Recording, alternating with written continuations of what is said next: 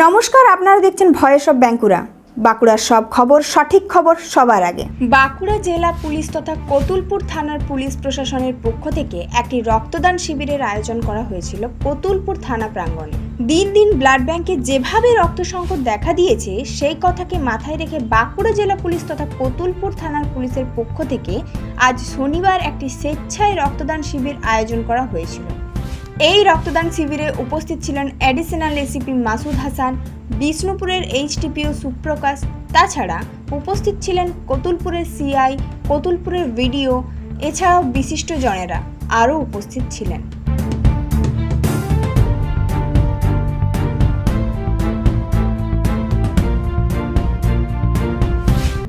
আমাদের মাননীয় মুখ্যমন্ত্রী আদেশ অনুসারে আমরা ধারাবাহিক হিসাবে প্রত্যেক থানাতে একটা উৎসর্গ নামে একটা ব্লাড ডোনেশন আমরা ক্যাম্প। গ্রীষ্মকালে যেহেতু ব্লাডের খুব ক্রাইসিস তৈরি হয়ে যায়, আর আমরা বাঁকুড়া ব্লাড ব্যাংক আছে বা ব্লাড ব্যাংক আছে ওনাদের সঙ্গে কথা বলে আমরা প্ল্যানিং করেছিলাম যে বিষ্ণুপুর সাব ডিভিশনে সব থানাতে একটা শেডিউল হিসাবে আমরা ব্লাড ডোনেশন ক্যাম্প করবো। সাধুবাদ জানাই এরকম একটা মহতী উদ্যোগ নেওয়ার জন্য আমাদের বাঁকুড়া জেলা পুলিশ এবং আমাদের কতুলপুর থানা প্রতি বছরই এরকম একটা সময়ে এরকম একটা ব্লাড ডোনেশন ক্যাম্প করে থাকে। যে ব্লাড ডোনেশন ক্যাম্পগুলো থেকে প্রচুর মানুষ উপকৃত হয়। এরকম একটা সামাজিক কর্মকাণ্ডের জন্য কতুলপুর থানাকে আমাদের কতুলপুর গ্রামবাসীর পক্ষ থেকে অসংখ্য ধন্যবাদ।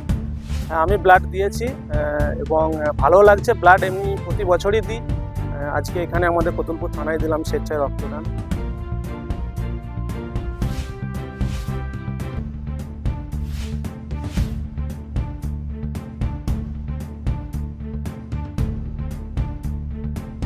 এই রক্তদান শিবিরে রক্তদাতার সংখ্যা ছিল প্রায় 160 জনের মতো।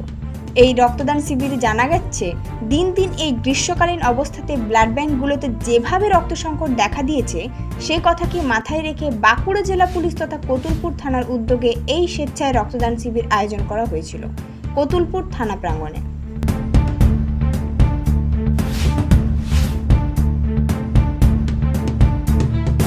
এই ধরনের গুরুত্বপূর্ণ খবর সবার আগে পেতে আমাদের চ্যানেল সাবস্ক্রাইব করুন আর ভিডিওটি শেয়ার করতে ভুলবেন না। আপনাদের মতামত কমেন্টে জানান আর লাইক শেয়ার করে ভয়েস অফ বাঁকুড়ার পাশে থাকুন।